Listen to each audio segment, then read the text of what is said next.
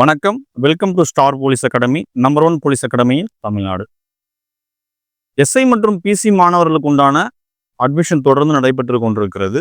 மேலும் தகவல்களை அறிந்து கொள்ள ஸ்கிரீன்ல உள்ள எண்ணை தொடர்பு கொள்ளவும். நம்ம மீண்டும் ரோந்து வாகனம் என்னும் சீரியஸ்ல இன்னைக்கு 69வது நாள்ல இருக்கும். 69வது நாள்ல எஸ்ஐ தேர்வு எழுதக்கூடிய மாணவர்களுக்கு பிசிக்ஸ்ல இருந்து ஒரு முக்கியமான டாபிக்கை நம்ம பார்க்கணும். சரிங்களா? அதை பத்தி பார்த்துடலாம். என்ன சார் அந்த முக்கியமான டாபிக் அப்படின்னா, வேலை, ஆற்றல், திறன், ஒர்க், எனர்ஜி, பவர். இதுல இருந்து கேள்விகள் அதிகப்படியா அமைஞ்சிருக்கு. ஆனா டைரக்டா அமையறது கிடையாது. கொஞ்சம் ட்விஸ்ட் பண்ணியோ இல்லை ஈக்குவேஷன் பேஸ் பண்ணியோ தான் அதிகப்படியா கொஸ்டின் அமையுது. ஸோ அதை பத்தி நம்ம தெளிவா புரிஞ்சுக்கலாம். வாங்க வீடியோக்குள்ள போகலாம். ஃபர்ஸ்ட் வேலை. இந்த வேலைன்றது என்ன, அதை பத்தி நம்ம பார்க்கலாம். விசையின் செயல்பாட்டால ஒரு பொருள் ஏற்படுகின்ற அந்த டிஸ்பிளேஸ்மெண்ட், இடப்பெயர்ச்சியை தான் நம்ம வேலைன்னு நம்ம சொல்றோம். ஒரு பொருள் இருக்கு அப்படின்னா, இதுதான் ஒரு சின்ன உதாரணத்துக்கு நம்ம சொல்றோம். ஒரு பொருள் இருக்குன்னா விசையை கொடுத்து ஒரு இடத்துல இருந்து ஒரு இடத்துக்கு லிஃப்ட் பண்ணும் போதோ சரி, இல்லை நகர்த்தும் போதோ சரி, அந்த விசையால ஏற்படுற ஒரு சின்ன டிஸ்பிளேஸ்மெண்ட்டை தான் ஒர்க் அப்படின்னு நம்ம சொல்றோம், வேலைன்னு நம்ம சொல்றோம். ஸோ அதை பத்தின தேரியை நம்ம பார்த்துடலாங்களா? தேரியும் ஈக்குவேஷனையும் நம்ம பார்த்துக்கலாம். விசையானது ஒரு பொருளின் மீது செயல்படும் போது அந்த பொருள் நகருமானால், which means இடப்பெயர்ச்சி அடையுமானால், அங்கு வேலை செய்யப்பட்டது என்றார். If body gets displacement when force acts on its, then work said to done. Work நடக்குது அப்படின்னா விசையால சம் டிஸ்பிளேஸ்மெண்ட் ஆகும். இதை என்ன ஈக்குவேஷனால டினோட் பண்றாங்கன்னா, W work equal to Fs. இந்த ஒர்க்ன்றதுல W ஒர்க்கை குறிக்குது, வேலையை. Fன்றது ஃபோர்ஸ், விசையை குறிக்குது. சரிங்களா? ஃபோர்ஸை குறிக்குது. அதுக்கடுத்து Sன்றது டிஸ்பிளேஸ்மெண்ட்டை குறிக்குது. அதான் அந்த இடத்துல தெளிவா டைப் பண்ணி கொடுத்துருக்கோம் புரிதலுக்காக. ஸோ வேலை ஈக்குவல் டு Fs என்பதுதான் ஒரு வரையறையா விளக்கப்படுது. இது ஒரு scalar. Thus work done is scalar quantity. Sir ஸ்கேலார்னா என்ன, வெக்டார்னா என்ன? அதுவே எனக்கு கொஞ்சம் சின்ன ஒரு சந்தேகமா இருக்கு சார். நான் எத்தனை தடவை படிச்சாலும் ஒரு புரியல அப்படின்னா, நான் சொல்றதை கொஞ்சம் தெளிவா கேட்டீங்கன்னா மறக்காது.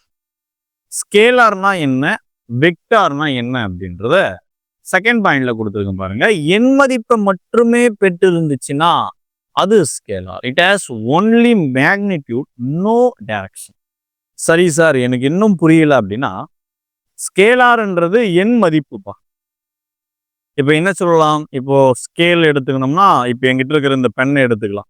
இந்த பெண்ணு ஒரு தோராயமா ஒரு 10 இருந்து 12 சென்டிமீட்டர் இருக்கும் அப்படின்னு அந்த அளவு மட்டும் சொன்னா அது என்னது, ஸ்கேலார். எண் மதிப்பு மட்டும்.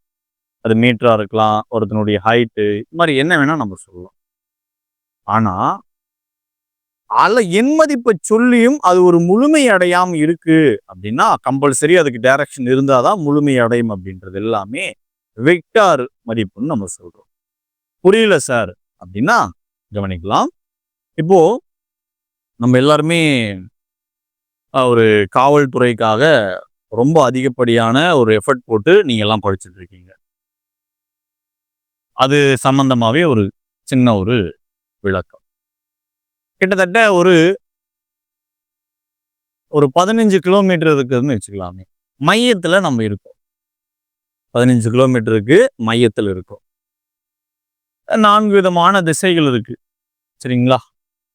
வடக்கு, தெற்கு, வடக்கு, தெற்கு, கிழக்கு, மேற்குன்னு நார்த், சவுத், ஈஸ்ட், வெஸ்ட்னு இருக்கு. இங்க இருந்து 15 கிலோமீட்டர்ல ஒரு முக்கியமான ஒரு புதையல் இருக்கு அப்படின்ற ஒரு தகவல் சொல்றாங்க. அதுக்கு ஒரு குறிப்பிட்ட டைமிங்கும் கொடுக்குறாங்க. 15 கிலோமீட்டருக்கு போகிறதுக்கு எவ்வளோ டைம் ஆகுமோ, சரிங்களா? 1 கிலோமீட்டர் 1 நிமிஷம் எடுத்துக்கினா கூட, சரியா, இல்லை ஒரு 2 நிமிஷம் எடுத்துனா கூட ஒரு 1/2 hour கொடுக்குறாங்க. சரிங்களா? இந்த 1/2 hourல அதை கண்டுபிடிக்கணும். டைரக்டாவே நம்மளுக்கு 15 கிலோமீட்டர்னு சொல்லிட்டா கண்டுபிடிச்சிட முடியுமா? முடியாது. கரெக்டா? இந்த திசையில் இருக்கு. வடக்கு திசையில 15 கிலோமீட்டர்ல இருக்கு அப்படின்னா இன்னும் எளிமையா இருக்கும். அதை சரியா நம்ம கண்டுபிடிச்சிட முடியும். அப்போ எது எல்லாம் திசையை சார்ந்தும் இருக்கோ அது எல்லாமே வெக்டார். திசை தேவைப்படாது, அளவு எண் மதிப்பு மட்டும் இருக்கு அப்படின்னா அது வந்து ஸ்கேலர். புரிஞ்சுதுங்களா? இந்த வேலை அப்படின்றது கம்பல்சரி ஸ்கேலார் தான். ஏன்னா ஒரு பொருள் இருக்கு அப்படின்னா இந்த திசையை நோக்கி தான் போகணும், இந்த திசை இப்படிதான் நோக்கணும் அப்படின்றலாம் கிடையாது. இது வெறும் ஸ்கேலாரோடைய மட்டும்தான் இருக்கு. சரி, இதுக்கு எஸ்ஐ அலகுனா என்ன? எஸ்ஐ யூனிட் வந்து கொடுத்துருக்காங்க அப்படின்னா நியூட்டன் மீட்டர். ஏன் சார் நியூட்டன் அப்படின்னா விசையின் அலகு நியூட்டன், எவ்வளவு இடப்பெயர்ச்சி செய்திருக்கின்றது மீட்டர், அதான் நியூட்டன் மீட்டர்னு அழைக்கிறோம். இதுக்கு உண்டான எஸ்ஐ அலகு. இது மட்டும் இந்த நியூட்டன் மீட்டர் இல்லாம வேற என்ன சொல்லலாம் அப்படின்னா ஜூல் என்ற அலகாலும் குறிப்பிடும். Most important. ஜூல் என்பது வேலைக்கு மட்டுமே கிடையாது, வெப்பத்துக்கும் ஜூல் தான். இதை பத்தி நம்ம தெளிவா பார்த்துடலாம். சரிங்களா? இப்ப எஸ்ஐ அலகு முறையை பத்தி நம்ம பார்த்தாச்சு. இந்த வேலை எதையெல்லாம் சார்ந்து டிபெண்ட் பண்ணி இருக்கும் அப்படின்றத நம்ம பார்க்க போறோம். அதாவது அந்த இடத்துல வேலையினால் செய்யப்பட்ட வேலை எதை சார்ந்தது இருக்கும் அப்படின்னா, இப்போ ஃபோர்ஸ் வந்து நம்பர் 1 எதை சார்ந்து இருக்குன்னா அது போகக்கூடிய இடப்பெயர்ச்சியை சார்ந்தோ இல்லது அதனுடைய ஆங்கிளை சார்ந்தோ, அதான் அந்த இடத்துல சொல்றோம் விசையை சார்ந்து. ஒரு வேலை வந்து எதை சார்ந்து இருக்கும்? விசை எவ்வளவு ஃபோர்ஸ் கொடுக்குறோமோ அவ்வளோ அதுக்கு தகுந்த போல இருக்கும். இடப்பெயர்ச்சி எவ்வளவு இடப்பெயர்ச்சி ஆகுது, டிஸ்பிளேஸ்மெண்ட் ஆகுது. அதுக்கடுத்து அவற்றுக்கிடையே இருக்கிற கோணங்கள், அந்த கோணத்தை தான் இந்த இடத்துல கொடுத்துருக்கோம். அந்த கோணங்கள் எவ்வளவு கோணங்கள் வந்து நடந்திருக்கு. இந்த 3 சார்ந்து மட்டும்தான் எது அமையும்? இந்த ஒர்க் டன்ன்றது அமையும். நம்ம பார்க்கிறோம். ஒர்க் டன் முழுசா முடிச்சாச்சு. ஆற்றல் அப்படின்றது என்ன? இந்த ஆற்றல்ன்றது வேலை செய்யும் திறனை தான் நம்ம ஆற்றல்னு சொல்றோம். இப்போ ஒரு வேலைன்னு எடுத்துக்கணும்னா, இப்போ பைக்கில் போகிறதுக்கும் ஒரு இடத்த நம்ம ஃப்ளைட்ல போகிறதுக்கும் டிஃப்ரெண்ட் இருக்கு. இந்த பைக்குடைய ஒர்க் டன்ன்றது மதுரை அந்த வண்டி அவ்வளோதான் போகும் அப்படின்ற மாதிரி இருக்கு. அதுவே நம்ம ஃப்ளைட்லயோ இல்லை ஜெட்லயோ போகிறோம், ஜெட் விமானத்திலேயே போகிறோம் அப்படின்னா இதை விட அது இன்னும் கொஞ்சம் கூடுதலான வேகத்தில் நம்ம. ஸோ ரெண்டுத்துக்கு இடையே இருக்கிற அந்த டிஃப்ரெண்ட் புரியுது இல்லையா? வேலை செய்யும் திறன். இதை தான் நம்ம ஆற்றல் எனர்ஜின்னு சொல்றோம். ரெண்டுத்துக்கு இருக்கிற அதான் நம்ம இந்த இடத்துல பார்க்குறோம். ஆற்றல் என்பது வேலை செய்யும் அந்த திறமை அப்படின்னு நம்ம சொல்றோம். நம்ம ரத்தன சுருக்கமாக சொல்லணும்னா கெப்பாசிட்டி டு டு ஒர்க்குன்னு நம்ம சொல்லலாம். செய்யப்பட்ட வேலை என்பது ஆற்றலின் செயல்பாடு. அந்த எனர்ஜி எவ்வளவு இருக்கோ அதுக்கு தகுந்த மாதிரி தான் வேலைகள் இருக்கும். சரிங்களா?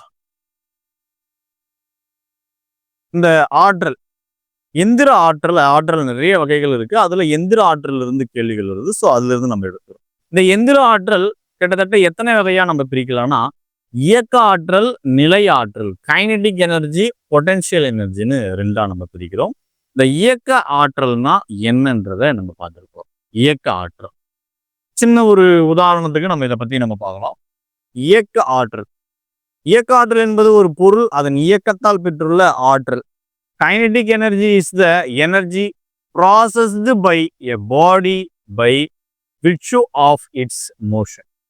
இந்த பிக்சர்ல காமிச்சது போல இப்போ நார்மலா ஒரு நெயில், அதாவது ஒரு ஆணி இருக்கு, அது மேல ஹேமர் சுத்தி இருக்கு. அது எந்தையுமே நம்ம செய்யல, ஒர்க் வந்து அந்த இடத்துல 0. அதுவே அது மேல நம்ம அதிகமா அழுத்தத்தையும் விசையும் நம்ம கொடுக்குறோம் அப்படின்னா கொஞ்சம் கொஞ்சமா இறங்கி ஃபுல்லாமே எந்த வேலையுமே செய்யப்படாதிலிருந்து அது ஃபுல்லா ரெஸ்ட் வரவரையும் எவ்வளவு செய்தோ இதுதான் நம்ம என்ன சொல்றோம்? இயக்க ஆற்றல். இயக்கத்தில் இருக்கக்கூடிய ஒரு அமைப்பு, அதான் கைனடிக் எனர்ஜி. அந்த நிறை, வெலாசிட்டி, அனைத்து இயங்கும் பொருட்கள் மீதுமே இயக்க ஆற்றல் வந்து செயல்படும். Kinetic energy equal to of mv square. சரிங்களா? மாஸ் வெலாசிட்டி ஸ்கொயர்னு நம்ம சொல்றோம். Most important. இந்த ஈக்குவேஷன் வந்து ரொம்ப ரொம்ப முக்கியமானது.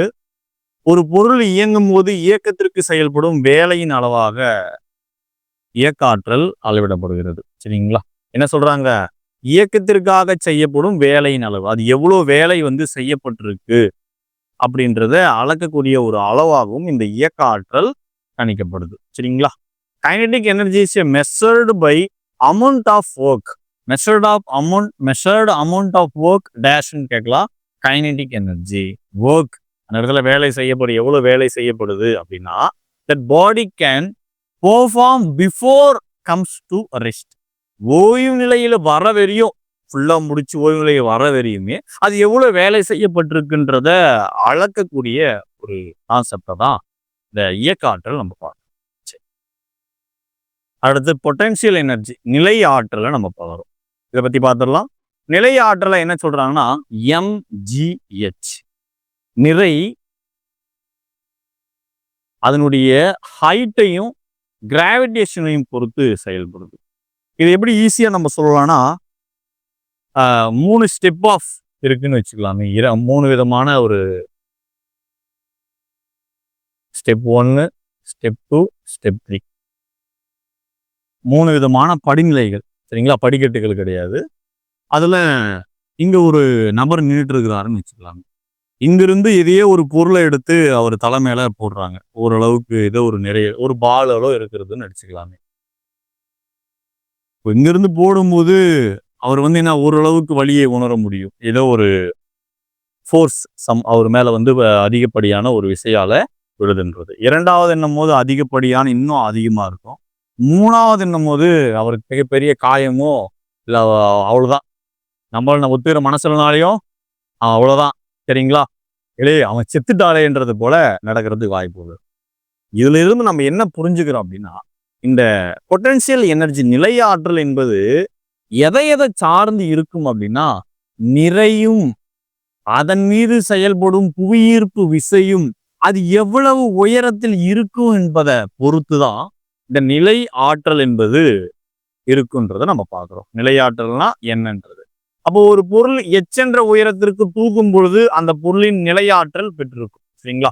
எவ்வளவுக்கு எவ்வளவு லிஃப்ட் பண்றோமோ அவ்வளவுக்கு எவ்வளவு அதோடைய நிலையாற்றல் இருக்கு. இந்த நிலையாற்றல் சுற்றுப்புறத்தை பொறுத்து அதன் நிலை அமைப்பை சார்ந்தது அப்படின்னு நம்ம பார்க்கிறோம். சரிங்களா? இப்போ இந்த எனர்ஜியை கைனடிக் எனர்ஜினா, பொட்டன்ஷியல் எனர்ஜினா இதெல்லாம் இருக்கும். கெமிக்கல், எலக்ட்ரிக், சரிங்களா, எலஸ்டிக், கிராவிடேஷன், இது எல்லாமே பொட்டன்ஷியல் எனர்ஜியில வந்துடும். அதுக்கடுத்து கைனடிக் எனர்ஜி அப்படின்னா மெக்கானிக்கல், அதுக்கடுத்து எலக்ட்ரிக்கல், தெர்மல், சவுண்டு, சரிங்களா, ரேடியன்ட், இது எல்லாமே கைனடிக் எனர்ஜியில வந்துடும். ஒரு புரிதலுக்காக நான் கொடுக்குறேன். அடுத்து திறனை பத்தி நம்ம பார்க்குறோம். பவர். இந்த திறனுக்கும் ஆற்றலுக்கும் நிறைய கன்ஃபியூஸ் ஏற்பட்டுடும். திறனுக்கும் ஆற்றலுக்கும் பவர் வேற, எனர்ஜி வேற. அதனால நம்ம புரிஞ்சுக்கணும். திறன் என்பது எவ்வளவு வேகமாக அல்லது மெதுவாக ஒரு வேலை செய்யப்படுகிறது என்பதனுடைய அளவா நம்ம பார்க்கிறோம். Power is measurement of how fast or slow a work is done. ஒரு வேலை எவ்வளவு வேகமாவோ இல்லை குறைவோ, அது எவ்வளோ டைமிங்ல ஃபேன் சுத்துதுன்னா இந்த டைமிங்ல இவ்வளவுதான் இருக்கணும் அப்படின்றது போல. இதுவே வேற எதனா ஒரு அமைப்பு இருக்குது அப்படின்னா ஒரு செகண்டுக்கு இப்போ நம்ம வாட்சை கூட எடுத்துக்கணும்னா இந்த முள்ளு எந்த அளவு தான் சுத்தணுன்றது போல இருக்கு இல்லையா? அது வேகமானா இருக்கலாம், மெதுவானா இருக்கலாம். அது போலதான் வேலை செய்யப்படும் வீதம், ஆற்றல் வெளிப்படும் வீதம், இந்த ரெண்டுத்தையும் தான் நம்ம என்னன்னு சொல்றோம்னா திறன் அப்படின்னு வரையறுக்கும். ரெண்டுத்துக்கும் இடையே அந்த கான்செப்டை தான் திறன்னு வரையறுக்கிறோம். இந்த திறனை எப்படி சொல்லலாம்னா செய்யப்பட்ட வேலை எடுத்துக்கொண்ட நேரம். செய்யப்பட்ட வேலை எடுத்துக்கொண்ட நேரம். அது ஒரு வேலையை செய்யறதுக்கு எத்தனை செகண்ட் எடுத்துக்குது. நம்ம என்ஜின்ல கூட பார்க்கும்போது ஒரு ரொட்டேஷன் சுத்தி வர்றதுக்கு எவ்வளோ எடுத்துக்குது, ஆர்பிஎம் எவ்வளோ ஆர்பிஎம்ல சுத்தி வருது, இது மாதிரிலாம் இருக்கு இல்லையா? அதனுடைய பவரை நம்ம பார்க்குறோம். சரிங்களா? பவர் ஈக்குவல் டு அது work time, work done divided by taken டைம்னு எடுத்துக்கிறோம். Most important. சரிங்களா? ஒர்க் டன் எடுத்துக்கொண்ட டைம், அதான் இந்த பார்க்குறோம். இந்த திறனின் அழகை யாருடைய நினைவாக வைக்கப்படுறாங்க அப்படின்னா inventor of the steam engine James Watt. நீராவி என்ஜின் வடிவமைத்த இந்த ஜேம்ஸ் வாட்டினுடைய நினைவாக அந்த திறனுக்கு வாட் என்ற ஒரு அழகை குறிப்பிடுறாங்க. வாட் திறனின் அழகும் என்னது? ஒரு ஸ்கேலார் அளவு. ஸ்கேலார் அளவுனா என்னது? எண் மதிப்பை மட்டும்தான் பெற்றிருக்கும். திறனின் எஸ்ஐ அலகு வாட் என்று நீராவி இயந்திரத்தை கண்டுபிடித்த ஜேம்ஸ் வாட் என்ற பெயரால் தான் அழைக்கப்படுது. சரிங்களா? இந்த வாட்ல இருந்து கேள்விகள் என்னெல்லாம் வந்திருக்கு அப்படின்னா, குதிரை திறனை வச்சு ரிப்பீட்டடா பிசி கொஸ்டின்லாம் அதிகமா கேட்டிருக்காங்கன்னு அனைவரும் தெரிஞ்சது. ஒரு வினாடியில் ஒரு ஜூல் வேலை செய்யப்பட்டால் அந்த திறன் வந்து என்னன்னு சொல்றாங்க, வாட்னு அழைக்கிறாங்க. அப்ப வாட்டுக்கு உண்டான டெஃபினிஷன் தான். 1 watt is defined as the power when 1 joule of work is done in 1 second. ஒரு செகண்ட்ல சரிங்களா, ஒரு ஜூல் வேலை செய்யப்பட்டால் திறன் என்ன அப்படின்றத நம்ம குறிப்பிட்டிருந்தா அந்த டெஃபினிஷன் நம்ம பார்க்குறோம். இதுல ஹையர் யூனிட்ஸ் இருக்கிறதுல என்னென்னலாம் இருக்கு, கிலோவாட்டு, மெகாவாட்டு, ஜிகாவாட்டு அப்படின்ற திறன்லேயே மிகப்பெரிய அலகெல்லாம் நம்ம பார்க்கிறோம். அப்படின்னா என்னென்னன்ற கருதுகோளை நம்ம பார்த்துடலாம் என்னெல்லாம் இருக்குன்றது. அப்போ ஒரு கிலோவாட் அப்படின்றது என்னன்னா 10 to the power of 3, 10 cube வாட்னு நம்ம சொல்லலாம். அதுதான் என்னது, 1000 வாட். மெகாவாட் அப்படின்றது என்னன்னா 10 to the power of 6 watt. ஜிகாவாட்ன்றது 10 to the power of 9 watt. 1 kilowatt அப்படின்றத நம்ம பார்த்தோம் ஸ்டார்டிங் சரிங்களா. 1 மெகாவாட்டையும் கன்வெர்ட் பண்ணி நம்ம இந்த இடத்துல பார்த்துருக்குறோம். ஜிகாவாட்னா என்ன அப்படின்றத ஆங்கிலத்திலையும் தமிழ்லையும் நம்ம பார்த்தாச்சு. த ஹார்ஸ் பவர், குதிரைத்திறன். குதிரைத்திறன் என்பது FPS அலகு முறை, ஃபுட் பவுண்ட் செகண்ட்ன்ற அலகு முறையில நம்ம பார்க்குறோம். இந்த ஃபுட் பவுண்ட் செகண்ட் அலகு முறை ஆங்கில அலகு முறையை நம்ம அளவீட்டியல்ல படிச்சிருக்கோம் சரிங்களா. ஆங்கிலேய அலகு முறை மின்திறன் அளவிடுறதுக்காக நம்ம பயன்படுத்துற ஒரு முக்கியமான அளவா பார்க்கப்படுது. அப்போ ஒரு குதிரைத்திறன் என்பது 746 வாட்டா கருதப்படுது. இது வந்து ரிப்பீட்டடான ஒரு கொஷின், 746 வாட்ன்றது. ஸோ இன்னைக்கு நம்ம பார்த்த இந்த பிசிக்ஸ்ல ஒரு முக்கியமான கான்செப்ட் எல்லாருக்குமே புரிஞ்சிருக்கும். ப்ளஸ் எக்ஸாம் கண்ணோட்டத்தில் வந்து இது ரொம்ப பயனுள்ளதாக இருக்கும் நம்புகிறோம். ஸோ தேங்க்ஸ் ஃபார் வாட்சிங் திஸ் வீடியோ. நமது ஸ்டார் போலீஸ் அகாடமியில் எஸ்ஐ மற்றும் பிசி மாணவர்களுக்கு உண்டான மாணவ சேர்க்கை தொடர்ந்து நடைபெற்று கொண்டிருக்கிறது. மேலும் தகவல்களை அறிந்து கொள்ள ஸ்கிரீனில் உள்ள எண்ணை தொடர்பு கொள்ளவும். நன்றி.